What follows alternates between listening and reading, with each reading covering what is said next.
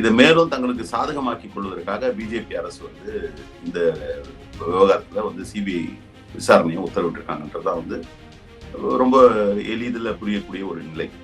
இப்போ டெல்லிக்கு வந்து அழைக்கிறது வந்து இவங்களை அழைச்சி ஒன்றும் மிரட்டணும் போகணும்லாம் ஒன்றும் அவசியம் இல்லை. இயல்பாகவே வந்து அவங்க வந்து அடிப்பணியக்கூடியவங்க தான். அவங்க வந்து இங்கிருந்து போய் டெல்லிக்கு கூட்டின்னு போய் இவங்களை மிரட்டுற அளவுக்குலாம் அவ்வளோ பெரிய சீன்லாம் கிடையாது. ஆனால் நான் என்னவா பார்க்குறேன்னா, இன்னைக்கு வந்து தேர்தல் நெருங்கி வரக்கூடிய சூழல்ல சில டீலிங்ஸ் எல்லாம் பேசுறதுக்கு வந்து இது வந்து உபயோகப்படும். இப்போ பொதுவாக வந்து அரசியல் ரீதியான பயணங்கள் டெல்லிக்கு மேற்கொள்ளும் பொழுது இவங்க இதுக்குதான் போனாங்க அதுக்குதான் போனாங்கன்ற மாதிரியான இந்த மாதிரி விசாரணை என்கின்ற பெயரில் டெல்லியில இருக்கக்கூடிய பிஜேபி அவர்கள் தரப்புல இருந்து என்னென்ன தகவல்களை அல்லது என்னென்ன மாதிரியான செயல்பாடுகளை அவர்களுக்கு வந்து வகுத்து தரணும்னு நினைக்கிறாங்களோ அதை வந்து செய்து தருவதற்கான ஒரு வாய்ப்பாக வந்து இதை பயன்படுத்துறாங்க என்பதாக தான் நினைக்கிறேன். இப்போ டெல்லியில இருக்கக்கூடியவங்க இப்போ ஒரு பிளானை வந்து எச் பண்றாங்க இல்லை ஸ்கெச் பண்றாங்கன்னா அதை வந்து இங்க சென்னையில இருந்து இவங்களுக்கு வந்து அதுக்கான இன்ஸ்ட்ரக்ஷன் கொடுக்கறத விட அங்க கூப்பிட்டு வந்து கொடுப்பதற்கான ஒரு வாய்ப்பு வந்து மிக அதிகமாக இருக்குது என்பதாக தான் பார்க்கிறேன். உங்களோட செயல்பாடுகள் தொடர்ச்சியா வந்து முழுக்க முழுக்க பிஜேபி கட்டுப்பாட்டில் தான் இருக்கின்றது வந்து எந்த விதமான ஐயப்பாடும். இதை வாங்கணும்னா அதுக்கு ஒரு ஆளா ஸ்பாயில் ஸ்போர்ட் பண்றதுதான் வந்து விஜய் வந்து இன்னைக்கு களத்துல இறக்கப்பட்டிருக்காரு. இப்ப நான் சொன்னதை தான் வந்து பியூஷ் கோயல் இன்டர்னல் மீட்டிங்லேயே பேசியிருக்காரு. பிஜேபியோட இன்டர்னல் மீட்டிங்ல பியூஷ் கோயல் என்ன பேசுறாரு, விஜய் வாங்க போறது அந்த ஓட்டு தானே. அப்ப அதுதான் அவருடைய உக்தி. இது தெரிஞ்சிடுச்சு, இது தெரியுது, எக்ஸ்போஸ் ஆகணுன்றதுனால என்ன பண்ண வேண்டியதா இருக்கு, டக்குன்னு எதிரில் இருக்கவங்க வந்து இவர் தான் வந்து பிஜேபிக்கு அண்டர்ஸ்டாண்டிங்ல இருக்காங்க அப்படின்னு. பிஜேபியை பத்தி ஒரு வார்த்தை கூட பேசாம பிஜேபி இப்ப கூட ஒண்ணு இல்லைங்க,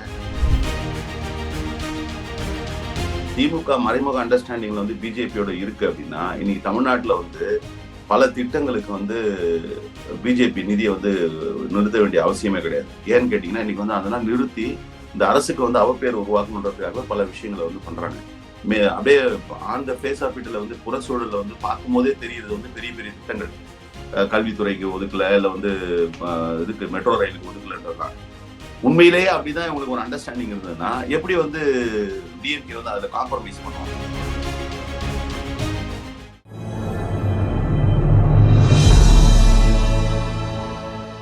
தமிழ் நியூஸ் நேயர்களுக்கு அன்பு வணக்கம். இன்றைய சிறப்பு நேர்காணலில் நம்மோடு இணைந்திருக்கும் சிறப்பு விருந்தினர் விடுதலை சிறுத்தைகள் கட்சியினுடைய துணை பொதுச் செயலாளர் மற்றும் திருப்போரூர் சட்டமன்ற உறுப்பினர் மரியாதைக்குரிய மாண்புமிகு திரு எஸ் பாலாஜி சார். சார் வணக்கம். வணக்கம் பிரதர். சார், வரக்கூடிய 29ஆம் தேதி டெல்லி சிபிஐ அலுவலகத்திற்கு ஆஜராக வேண்டும் என்ற ஒரு சம்மனை தாவைக்காவினுடைய முன்னணி நிர்வாகிகளாக இருக்கக்கூடிய ஆதவ் அர்ஜுனா, புஷி ஆனந்த், நிர்மல்குமார் ஆகியோருக்கு எல்லாம் வந்து வழங்கப்பட்டிருக்கிறது.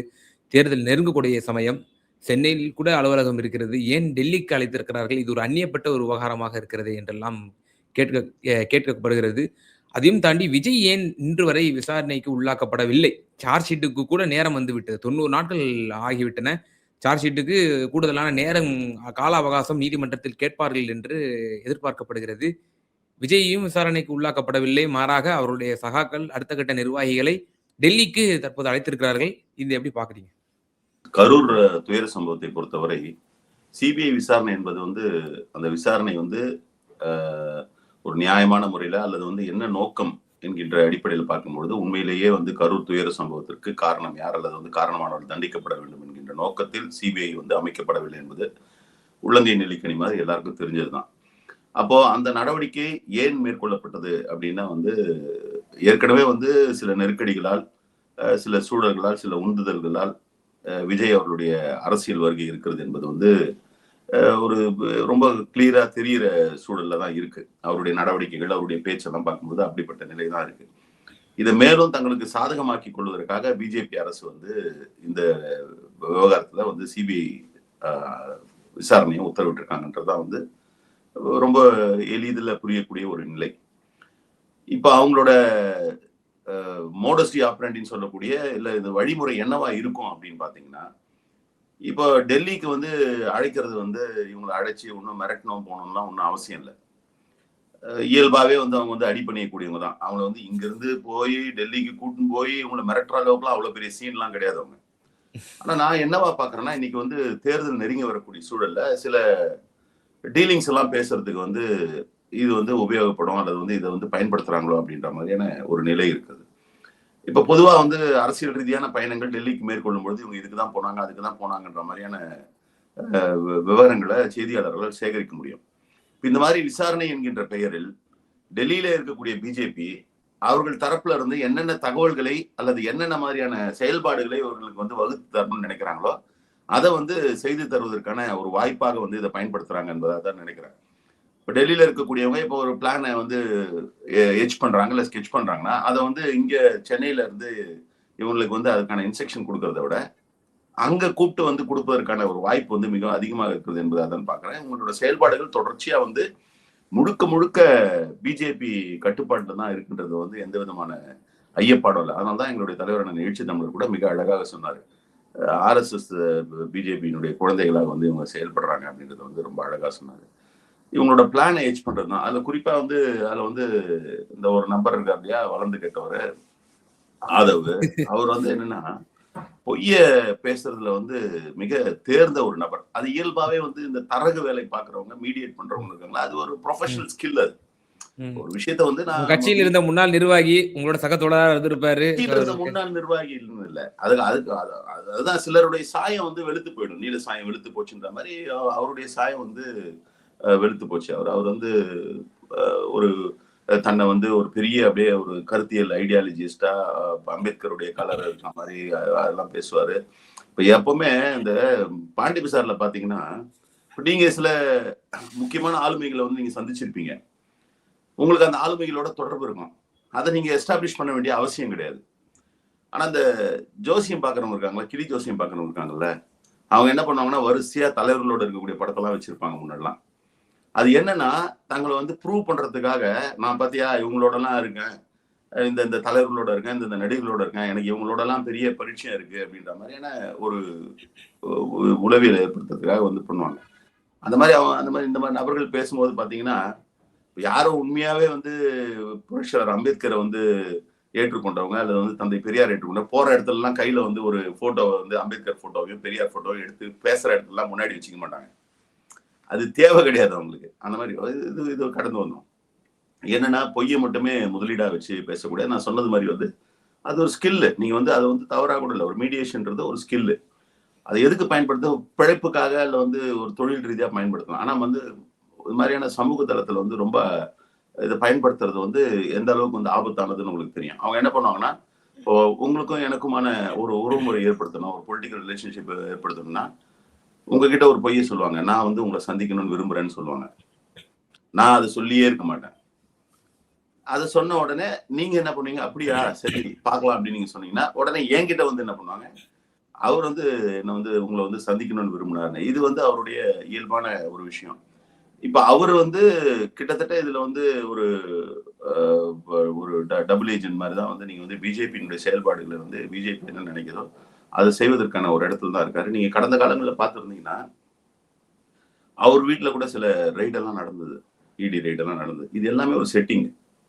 இது என்னன்னா அவர் மேல வந்து ஒரு ஏதோ பிஜேபிக்கு எதிரானவர்னு ஒரு தோற்றத்தை ஏற்படுத்துறதுக்காக, குறிப்பா வந்து விடுதலை சிறுத்தைகள் கட்சியில கூட வந்து இருந்த காலகட்டங்கள்ல கூட அவர் வீட்டுல வந்து 2-3 ரைட் நடந்தது. அந்த ரைட் எல்லாம் எதுக்கு என்னன்னா அவங்களே வந்து டைம் பண்றாங்க. நீங்க இப்ப நம்ம சில திரைப்படங்கள்லாம் பார்ப்போம் இல்லையா, அதாவது வந்து எதிர் முகாம் ஒருத்தனை அனுப்பணும்னா அந்த எதிர் முகாம்ல இருக்கிறவங்க நம்பணுன்றதுக்காக இவர் மேலேயே வந்து ஒரு தாக்குதல் நடத்துவாங்க, இல்ல வந்து ஏதாவது ஒரு செட்டிங் பண்ணுவாங்க இல்லையா, அந்த மாதிரி செட்டிங் எல்லாம் பண்ணாங்க. அப்போ பிஜேபி முழுமையான ஆதரவோட முழுமையான செயல் திட்டத்தை கூடிய இடத்துல இருக்காரு.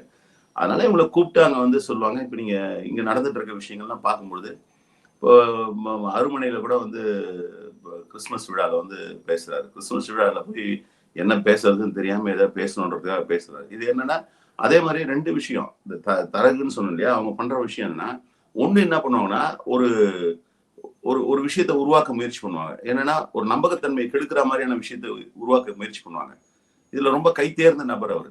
அவர் அடிப்படையில வந்து ஒரு ஒரு வியாபார ரீதியா வணிக ரீதியாவே வளர்ந்த ஆளான்றதுனால அங்க போய் என்ன பேசுறாரு, அந்த அருமனையில விசிகா கம்யூனிஸ்ட் எல்லாம் வந்து கூட்டணி தர்மத்துக்காக, அதாவது ஏதோ ஒரு தர்மத்துக்காவது இருக்கிறோன்னு ஒத்துக்கிட்டல, உனக்கு தர்மமும் கிடையாது அறமும் கிடையாதுன்றதுதான் அதுல இருக்கக்கூடிய விஷயம். அது அந்த மாதிரி வந்து பேசக்கூடியது. இது முழுக்க முழுக்க வந்து பிஜேபியினுடைய செயல் திட்டத்தை இன்னும் விரிவடைந்து அதை வந்து எப்படி செயல்படுத்துறதுக்கான ஒரு ஆலோசனை கூட்டம் அல்லது வந்து ஆலோசனை வழங்குவதற்கான ஒரு நிலையை பார்க்குறேன். எனக்கு இதுல 2 சந்தேகம் இருக்கு.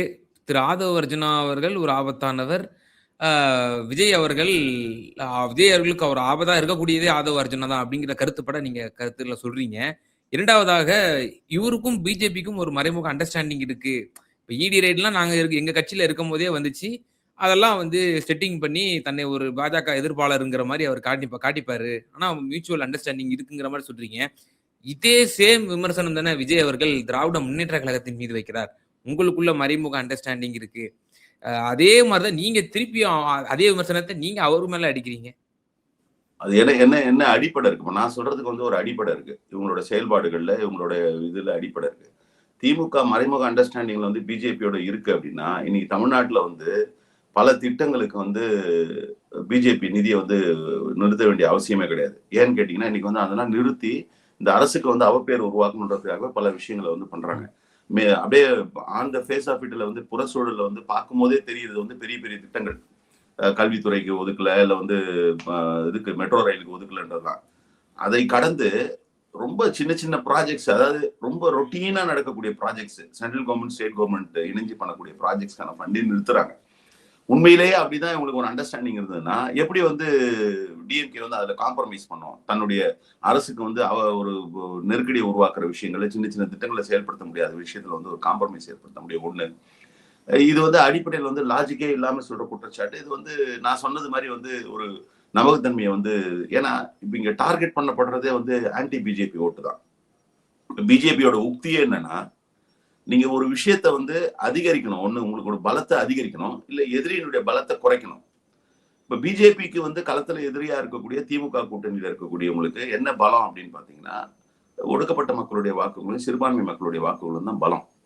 இந்த சிறுபான்மை மக்கள் வாக்குகளையும் ஒடுக்கப்பட்ட மக்கள் வாக்குகளையும் தாங்க பெறணும்னா அது வந்து வாய்ப்பே கிடையாதுன்னு அவங்க முடிவு பண்ணிட்டாங்க. அது இயல்பும் கூட. அவங்களால பெற முடியாது இந்த காலத்திலையும். அவங்க புரிந்து கொண்ட சிறுபான்மையினரோ, அவர்கள் புரிந்து கொண்ட ஒடுக்கப்பட்ட மக்களோ யாரும் வந்து பிஜேபி ஆர்எஸ்எஸ் பக்கம் இல்ல அவர்கள் இருக்கக்கூடிய திசையில போக மாட்டாங்க. அப்போ இது வந்து யாருக்கு இங்க சாலிடா இருக்குன்னா திமுக கூட்டணிக்கு சாலிடா இருக்கு. குறிப்பா விடுதலை சிறுத்தைகள் கட்சி போன்ற கட்சி அங்க இருக்கிறதுனால ஒரு ஒரு நல்ல பிராண்டிங்கா வந்து இது வந்து முழுக்க முழுக்க சனாதனத்துக்கு எதிரான ஒரு கூட்டணின்ற மாதிரியான ஒரு நிலை இருக்கு.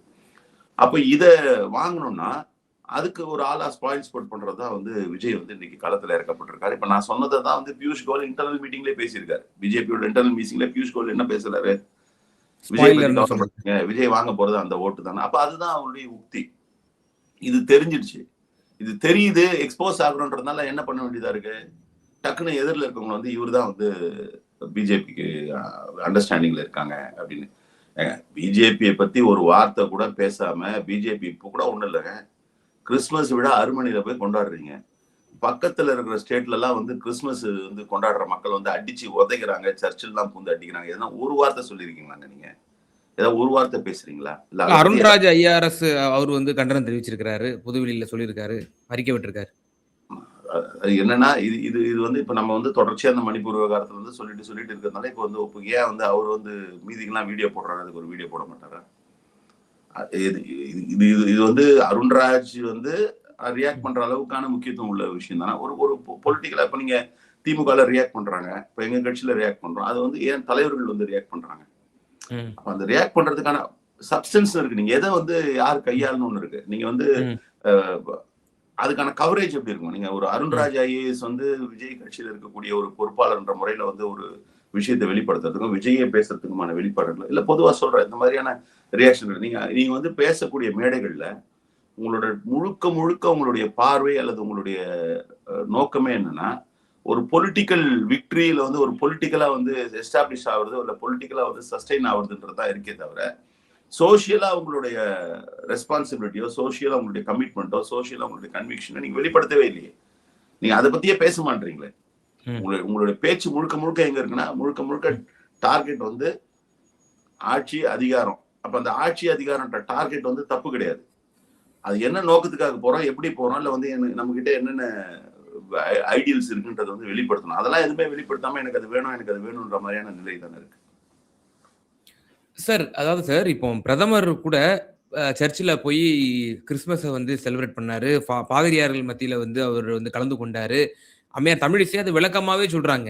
இந்த பாருங்க, எங்க பிரதமர் வந்து சர்ச்சுக்குள்ள போனாரு, அவர் வந்து செலிப்ரேட் பண்ணாரு. இத வந்து திரு மு.க. ஸ்டாலின் செய்வாரா? அப்படின்ற மாதிரி அந்த கேள்வி கேட்டாரு. மேலும் அங்கொன்றும் இங்கொன்றுமாக யாராவது ஒருத்தர் வந்து இந்த மாரி உணர்ச்சி வசப்பட்டு செய்யக்கூடிய விஷயங்களை வந்து ஒட்டுமொத்த கட்சியுமே, ஒட்டுமொத்த அந்த இயக்கத்தையுமே வந்து சாயல் பூசுறதுங்கிறது ஒரு சரியான அணுகுமுறை இல்லன்றாங்க. அப்ப அந்த விளக்கம் கொண்டு போய் சேர்ந்திருக்கலாம். இது 2 விஷயம். ஒண்ணு வந்து அவங்க வந்து பிரதமர் வந்து இங்க போய் இதெல்லாம் பண்றாரு அப்படின்லாம் சொல்றது வந்து எப்படின்னா, நம்ம பார்ப்போம். சில நேரங்கள்ல வந்து நம்ம திரையில கூட சில படங்கள காட்சிப்படுத்துவாங்க. நேரா பார்க்கும்போது கட்டி பிடிக்கிறது, பின்னாடி கூட்டு போய் அடி அடின்னு அடிக்கிறதுன்ற மாரி எல்லாம் காட்டுவாங்கல்ல. அந்த மாரி ஒரு சீன் அது. அதுவும் மோடி அவர்களுக்கு வந்து அந்த சீன் போடுறதுல வந்து சீன் ரொம்ப ஒண்ணும் பெரிய விஷயமே இல்ல. அது அந்த மாரியான ஒண்ணு தான். இன்னொன்னு யாரோ ஒரு சிலர் பண்றாங்க. அதனால வந்து அது என்ன, இது வந்து மற்ற கட்சிகளுக்கோ, இல்ல மற்ற விஷயங்களுக்கோ வரும்பொழுது இதே பொருந்தாதா? உண்மையிலேயே அது பொருந்தக்கூடிய இடத்துலயே வந்து நீங்க வந்து அக்செப்ட் பண்ண மாட்டீங்க. இது வந்து அப்படி கிடையாது. என்ன காரணம்னா, இது not once in a while. இது வந்து எப்பொழுதும் ஒரு தடவ நடக்கிறது இல்ல. இப்ப நம்ம பார்த்துட்டு இருக்கோம். நம்ம சிறுபான்மை மக்கள் மீது நீங்க வந்து இதுல நடந்தது என்ன? மணிப்பூர்ல நடந்த கொடுமைகள் என்ன? இல்ல வந்து நாடு முழுவதும் இருக்கக்கூடிய பல்வேறு இடங்கள்ல நடைபெறக்கூடிய தாக்குதல் என்ன? இது ஒரு கன்சிஸ்டன்ட்டா இல்ல வந்து ஒரு ஒரு ஒரு தொடர்ச்சியா நடந்துட்டு இருக்கும்போது, இத வந்து நம்ம வந்து அது மாரி இவங்களுக்கு அதுக்கும் தொடர்பு இல்ல அப்படின்ற மாரிலாம் பார்க்க முடியாது. நீங்க தானே சொல்றீங்க, எது நடந்தாலும் பொறுப்பெடுத்துக்கிறார்ல மோடி. எது எது நல்லது நடந்தாலும் இல்ல வந்து பெருமையா நடந்ததுனாலும் பொறுப்பெடுத்துக்கிறார்ல. நீங்க வந்து மிலிட்டரி தாக்குதலுக்கு பொறுப்பெடுத்துக்கிறீங்க. நம்ம நீங்களே நேரா போய் நின்னு சண்டை போட்ட மாரிலாம் பேசுறீங்க. இல்ல பொதுவா எது எதுக்கெல்லாம் வந்து பொறுப்பெடுத்துக்கணுமோ அதெல்லாம் எடுத்துக்கிறீங்க. எதுக்கு பொறுப்பு எடுத்துக்க வேண்டுமோ அதுக்கு வந்து நீங்க வந்து எடுத்துக்கலன்றது தான் அதுல இருக்கிறது. இன்னொன்னு அவங்க வந்து இத வந்து அவங்க வந்து சொல்லி தான் நமக்கு தெரியணும்னு கிடையாது. அவங்களுடைய செயல்பாடுகள் அல்லது வந்து அவங்களுடைய எண்ணங்கள் என்னன்றது. இது ஒரு எக்ஸ்கியூஸாலாம் சொல்ல முடியாது. இது நான் எப்படி பார்க்குறேன்னா, இதுவுமே வந்து ஒரு ஒரு என்ன சொல்றது? ஒரு செதுக்கப்பட்ட ஒரு திட்டமா தான் பார்க்குறேன். ஒரு பக்கம் மோடிய விட்டு நீங்க போய் சர்ச்சில போய் பாரு. சர்ச்ல போய் நீ போயிட்டு வழிபாடு பண்ணு. அந்த சர்ச் வழிபடுற ஃபோட்டோலாம் பாருங்களேன். அந்த படத்தெல்லாம் பாருங்க. உள்ளபடியே வந்து அது வந்து ஒரு ஒரு உள்ளார்ந்த ஒரு எண்ணத்தோட வந்து செய்யக்கூடிய செயல்பாடுகளா வந்து அது வந்து ஃபேஸஸ் த இண்டெக்ஸ் ஆஃப் மைண்ட்ன்னுவாங்க. அத புறத்துல பார்க்கும்போதே தெரியும்ல. அதெல்லாம் ஒண்ணுமே இல்ல. இவங்க வந்து ரொம்ப கொடூரமான நடவடிக்கை தான். அந்த சர்ச் மீது தாக்குதல் நடத்துறது, வழிபாடு பண்ணக்கூடிய கிறிஸ்தவர்கள் மீது தாக்குதல் நடத்துவது தான். இப்ப பிஜேபியோட தாக்கம் எப்படியெல்லாம் போகுது பாருங்க உங்களுக்கு. அதாவது இயல்பாவே பிஜேபியோட தாக்கம் கிறிஸ்துமஸ் விழால வந்து இவங்க வந்து பேசுறாங்க. என்ன பேசுறாங்கன்னா, செமி ஃபைனல் வந்து ஆஸ்திரேலியாவை வந்து இது பண்ணிட்டாங்களாம். ஃபைனல்ல வந்து இந்தியா, பாகிஸ்தானா? இவங்க இந்தியாவா? பாகிஸ்தான் வந்து திமுக கூட்டணியா? இப்ப இப்ப இந்த இந்தியா, பாகிஸ்தான் நரேட்டிவ் யார் செட் பண்ணுவா? நீங்க பண்ணுவீங்களா? நான் பண்ணுவேனா?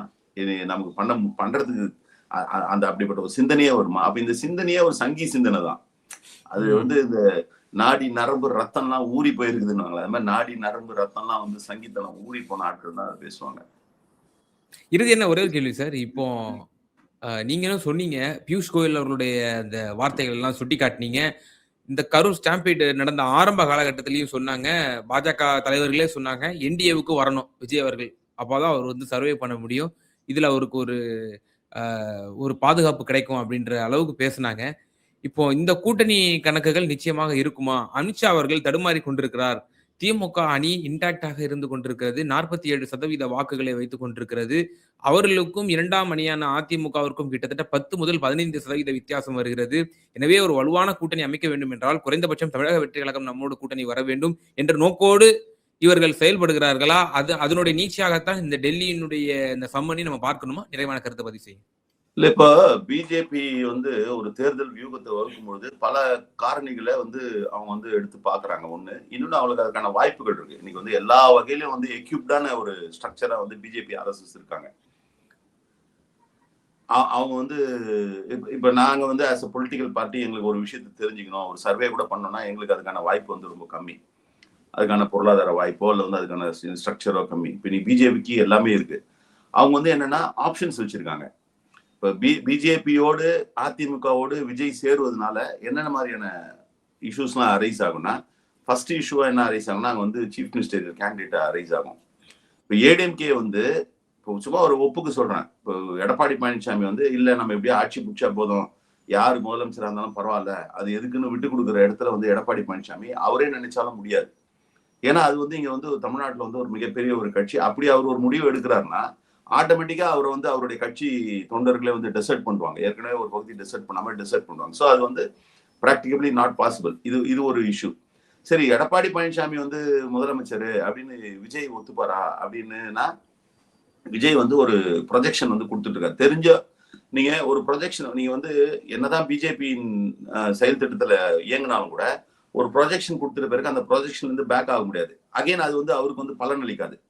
இப்போ விஜய் வந்து நான் தான் முதலமைச்சர்னு ஒரு ப்ரொஜெக்ஷன் கொடுத்துட்டு இருக்காரு. ஸோ அப்போ அங்க போனா அவர் வந்து அதை வந்து இது அவங்க வருவாங்கன்னு சொல்லலை நான். இது வந்து ஒரு அரேஞ்ச்மெண்ட்டுக்காக சொல்றேன். அந்த அரேஞ்ச்மெண்ட்டுக்கு அவர் ஒத்துக்க முடியாது. 2. 3வது இன்னொரு பிக் கொஸ்டின் என்னன்னா, ஏடிஎம்கே, பிஜேபி, விஜய் இது 3 பேரும் சேர்ந்தாங்கன்னா பிஜேபியினுடைய அந்த பாவக்கரையை வந்து இவங்க சேர்ந்ததுனால மறைக்க முடியுமா அப்படின்னு ஒரு கொஸ்டின் இருக்கு. அது மறைச்சிருவாரு அப்படின்ற ஒரு நம்பிக்கை இருந்ததுன்னா அந்த அலையன்ஸுக்கு வந்து அவங்க வந்து அடி போடுறதுக்கான ஒரு வாய்ப்பு இருக்கு. இல்ல பிஜேபியினுடைய அந்த கரை வந்து இவங்க கரையோட சேர்ந்து பெரிய கரையாகி இவங்க வீழ்த்தப்படுவாங்களா அப்படின்னு ஒரு கொஸ்டின் இருக்கு. பிஜேபின்னு ஒரு பார்ட்டி இருக்கிறதுனால வந்து அது பின்னடைவு வந்து சேர்த்து ஏற்படுத்துமா, அதிமுக ஏற்படுத்துற மாதிரி நாளைக்கு தாவாகவும் வந்ததுன்னா அதுக்கும் சேர்த்து ஏற்படுத்துமா?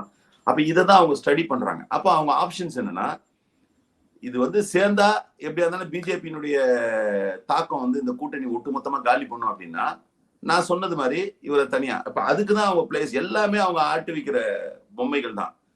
டிடிவி தினகரனா இருந்தாலும், ஓபிஎஸ் இருந்தாலும், இபிஎஸ் இருந்தாலும் இவங்க ஆட்டி வைக்கிற பொம்மைகள் தான்.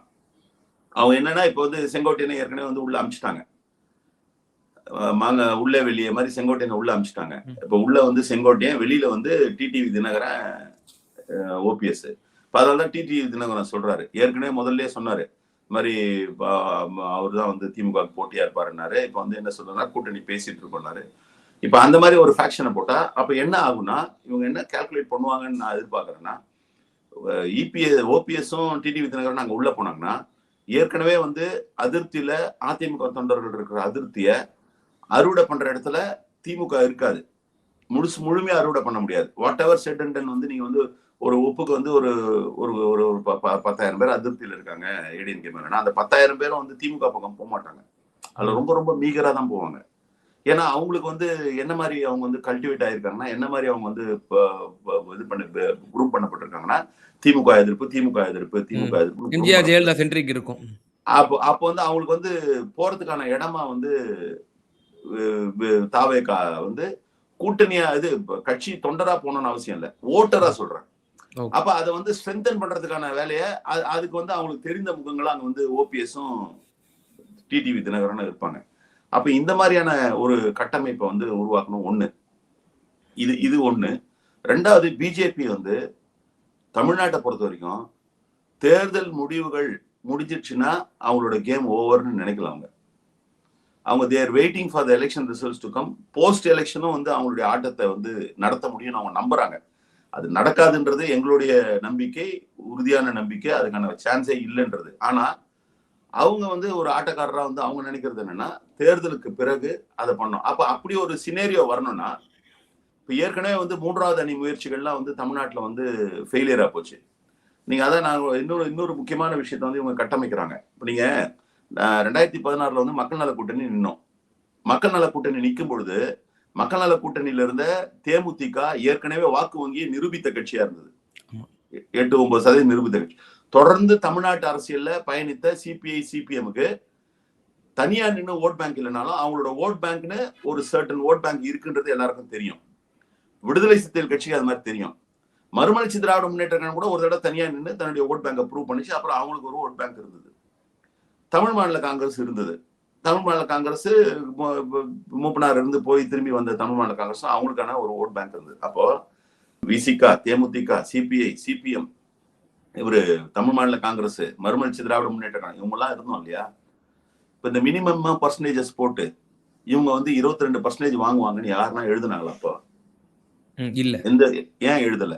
இது வந்து ப்ரூவன் ட்ராக். இப்ப நீங்க பேசுற எல்லாருமே செய்தியாளர்கள் எல்லாமே எதை வச்சு பேசுறாங்க? பாஸ்ட் ப்ரூவன் ரெக்கார்டை வச்சு பேசுறாங்க. இப்ப எப்படி நீங்க வந்து 20% விஜய், 22% விஜய்ன்றது வந்து ஒரு நரேட்டிவ் செட் பண்றீங்க? அந்த செட் பண்ற நரேட்டிவ் எப்படி எடுபடுது? என்ன ரீசன்னா, அன்னைக்கு வந்து மக்கள் நல கூட்டணி 24%, 25%க்கான வலிமை இருந்ததுன்னா கூட இது எழுதுறதுக்கோ இது இப்படிப்பட்ட ஒரு நம்பிக்கையை கொண்டு போய் மக்கள் கிட்ட, பர்செப்ஷன் ரொம்ப முக்கியம். மக்கள் கிட்ட வந்து எதுக்கு செய்தியாளர்களோ இல்ல வந்து ஊடகங்களோ வந்து வலிமையா இருக்கு, இல்ல வலிமையானவர்கள் நம்ம நம்புறோம். அவங்க கொண்டு போற விஷயத்த மக்கள் கிட்ட வந்து திருப்பி திருப்பி போகும்போது அவங்களோட தாட் ப்ராசஸ் மாறும், பர்செப்ஷன் மாறும். அன்னைக்கு அந்த மாதிரி தொடர்ச்சியா நிறைய ஊடகங்கள்ல வந்திருந்தா அன்னைக்கு மக்கள் நல கூட்டணியோட ரிசல்ட்டே வேற மாதிரி இருந்திருக்கலாம். அப்ப ஏன் அதை வந்து எழுதல ஊடகங்கள்னா, இது உண்மையா இருந்ததுன்னா கூட, எது உண்மை, விஜயகாந்துக்கு ஒரு ஓட் பர்சன்டேஜ் இருக்கு, சிபிஐ சிபிஎம்க்கு இருக்கு, விசிகேக்கு இருக்குன்னா கூட இதை ஏன் எழுதலைன்னா, அன்னைக்கு திமுக வந்து ஸ்ட்ராங் ஒரு பார்ட்டியா இருந்தது, ஏடிஎம்கே ஒரு பக்கம் இருந்தது ஆளுங்கட்சியா. சோ திமுக அதிமுக தாண்டி இவங்களுக்கு எப்படி ஓட்டு போடுவாங்க, அதை சொன்னா கூட யாரும் நம்ப மாட்டாங்கன்ற மாதிரி அவங்க நினைச்சாங்க. நான் சொல்றது ஓட் பேங்க்ன்றது வெறுமனே கட்சிக்காரங்க கிடையாது, கட்சிக்காரங்களை கடந்து இருக்கக்கூடிய பப்ளிக். கட்சிக்காரங்க எல்லா கட்சிக்காரங்களையும் சேர்த்து ஓட் பேங்க் எடுத்தீங்கன்னா இருக்கிற ஓட்டர்ஸ்ல அது எல்லாம் ஒட்டுமொத்தமா சேர்த்தே ஒரு 50% வரும் அதிகபட்சமா. மீதி 50% வந்து யாருக்கு வேணா மாத்தி மாத்தி போடக்கூடியவங்க. அப்ப இதை அவங்க செட் பண்ணல, இப்ப செட் பண்றாங்க. அது வந்து சில எடுபடுற மாதிரியான ஒரு சூழலையும் உருவாக்குறாங்க. அது எப்படி ஏன் எடுபடுதுன்னா, டிஎம்கே ஸ்ட்ராங்கா இருக்கு, ஏடிஎம்கே வீக்கா இருக்குன்னு ஒரு பர்செப்ஷன் உருவாக்கிட்டாங்க. எடப்பாடி தலைமையிலான ஏடிஎம்கே வீக்கா இருக்குன்னு. அது பண்றதுமே பாக்குறோம் அப்படின்னா, எல்லா வலதுசாரிகள் பத்திரிகையாளர்களே இந்த நேரட்டிவை செட் பண்றாங்க. அதுதான், அது ஏன் செட் பண்றாங்கன்னா இதான் ரீசன். அப்ப இதை செட் பண்ணி அப்ப வந்து அவர் பக்கம் அவ்வளவு இருக்குனாங்க. இப்ப இப்படி பண்றதுனால என்ன ஆதாயம்னா, நீங்க இப்படி சிந்திச்சு பாருங்க. அன்னைக்கு வந்து மக்கள் நல கூட்டணி உண்மையிலேயே வந்து இருந்த பர்சன்டேஜ் இவங்க ஓட்டு வாங்கினாங்க, இவ்வளவு வாங்கினாங்கன்னு ஒரு பர்செப்ஷன் எழுதி எங்களுடைய வாக்கு சதவீதம் அதிகரிச்சிருந்ததுன்னா, நீங்க நிறைய இடங்கள் இப்ப உதாரணத்துக்கு வந்து ஜெயிச்சதே வந்து மாத்தி அறிவிச்சாங்க எழுச்சி தமிழர். அந்த தொகுதி இப்ப நாங்களே வந்து போட்டியிட்டதுல வந்து நல்ல வாக்குகள் வந்து புவனகிரியில வாங்கியிருந்தோம், அரூர்ல வாங்கியிருந்தோம், குன்னத்துல வாங்கியிருந்தோம். இப்படி பல இடங்கள்ல வந்து நான் இன்னும் மயிலத்திலே வந்து நீங்க வந்து ஒரு 14,000 ஓட்டு வாங்கணும். இப்ப இந்த வாக்கு எல்லாம் வந்து கொஞ்சம் இன்க்ரீஸ் ஆயிருந்ததுன்னா, அதுல இன்னொரு விஷயம் என்னன்னா, அப்ப வந்து பாட்டாளி மக்கள் கட்சி தனியா நின்னாங்க. வட மாவட்டங்கள்ல ஒரு கணிசமான எண்ணிக்கை வந்து நீங்க வந்து மக்கள் நல கூட்டணி வந்திருக்கும். அப்ப அந்த நேரத்துல நீங்க வந்து அந்த பேலன்ஸ் வந்து இதுவாங்க. இப்ப இவங்களோட போஸ்ட் எலெக்ஷன் சினேரியோக்காக என்ன பண்றாங்கன்னா, நீங்க இதுதான் ரொம்ப முக்கியமானது. இவங்க வந்து திமுகவை வீழ்த்தணும் அப்படின்றது வந்து எலெக்ஷன்லயே வீழ்த்திடணும் அப்படின்னு இவங்களோட திட்டம் கிடையாது. எலெக்ஷன்ல வீழ்த்துறதுக்கான முயற்சி வந்து பண்றாங்க. அது நடக்காதுன்ற மாதிரியான ஒரு சூழல் உருவாயிடுச்சு. சோ போஸ்ட் எலெக்ஷன் உருவாக்கணும்னா டிஎம்கே ஏடிஎம்கே இன்னொரு ஃப்ரண்ட்டும் வந்து கொஞ்சம் வலிமையா இருந்ததுன்னா, ஒரு உண்மையான 3 கார்னர் ஃபைட் வந்ததுன்னா, அப்போ நம்பர்ஸ்ல வந்து ஏதாவது ஒரு மேஜிக் வரும். அதை வச்சு வந்து நம்ம வந்து பண்ணலாம். அப்படி ஒரு சூழல் வந்ததுன்னா, அதுதான் பிஜேபிக்கு வந்து கேம் பிளான். அவங்களோட ஆட்டமே அதான். அவங்களுக்கு வந்து இப்போ ஒரு வாதத்துக்காக சொல்றேன், பிஜேபி அதிமுக ஒன்னா சேர்ந்து திமுக வீழ்த்திடுச்சுன்னா பிஜேபிக்கு மகிழ்ச்சி கிடையாது. மகிழ்ச்சி கிடையாது. ஏன்னா ஏடிஎம்கே திருப்பி எஸ்டாப்ளிஷ் ஆகுது, எமர்ஜ் ஆகுது மீண்டும். ஆமா, நீங்க அவங்க சஸ்டெயின் ஆயிடுறாங்கல்ல. அது பிஜேபியோட நோக்கம் கிடையாது. பிஜேபியோட நோக்கம் திமுகவை வீழ்த்தி விட்டு அதிமுக வரணுன்றது பிஜேபியோட நோக்கமே கிடையாது. அது நடந்ததுன்னா வருத்தப்படுற முத ஆளு பிஜேபி தான், அது நடக்கக்கூடாதுன்னு. அப்ப பிஜேபியோட விஷயம் என்னன்னா, இந்த மாதிரி ஒரு மூன்றாவது அணியை வலிமையாகி அவங்க கொஞ்சம் நம்பர் ஆஃப் சீட்ஸ், இவங்க கொஞ்சம் நம்பர் ஆஃப் சீட்ஸ், அப்போ அப்பத்த பங்கு வர்ற இடத்துல வந்து இவங்க வந்து உட்காந்துப்பாங்க. எதுவுமே இல்லாம, எந்த முதலீடுமே இல்லாம அப்பத்த பங்கு போடுற இடத்துல நம்ம வந்து உட்காந்துக்கலாம், நமக்கு என்ன தேவையோ எடுத்துக்கலாம் அப்படின்றதுதான் பிஜேபியோட கேம் பிளான். அதை நோக்கி தான் நகர்றாங்க. அது நகர்த்துவதற்கான எல்லா வகையில மற்ற ஸ்டேட்ல இவங்க ஃபாலோ பண்ண எந்த இதுவுமே மாடலுமே வந்து இங்க ஒத்து வராது. மற்ற ஸ்டேட்ல வந்து இப்ப வந்து டெல்லியில போய் அரவிந்த் கெஜ்ரிவால் மேல வந்து நடவடிக்கை எடுத்து அவர் தூக்கி உள்ள போட்டு அவர் வந்து இது பண்ணி எல்லாம் பண்ணாங்க. ஒரு ஊர்ல ஒரு மாதிரியான ஒரு ஸ்ட்ராட்டஜி எடுத்தாங்க. சில இடங்கள்ல வந்து அது அப்படியே ஒத்து போச்சு. வட மாநிலங்களை பொறுத்த வரைக்கும் ஒரே மாதிரி ஸ்ட்ராட்டஜி எடுத்தாங்க.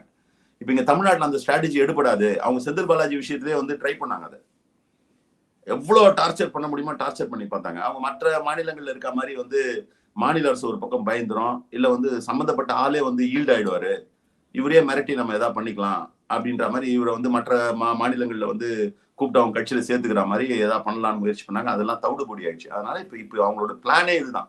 அவங்க ஒரு பொழுதும் அதிமுக திமுகவை வீழ்த்த வேண்டும் என்பதை விரும்ப மாட்டார்கள். அது நடக்கக்கூடாதுன்னு நினைக்கிற ஆளு பிஜேபி தான். அதிமுக கூட்டணி வந்து வச்சு அதிமுக திமுக வந்து வீழ்த்தணுன்றதை விரும்ப மாட்டாங்க, நடக்க போறது இல்லை. அது அப்போ இதுக்கான உக்திகளை வகுப்பதற்கான சூழலை தான் வந்து அவங்க கிரியேட் பண்ணிட்டு இருக்காங்க. நிச்சயமா சார், பல்வேறு விவகாரங்கள்ல எங்க நேயர்களுக்கு ரொம்ப தெளிவா உங்களோட கருத்துக்களை பாருங்க. மிகுந்த நன்றிகள். நன்றி தோழர்.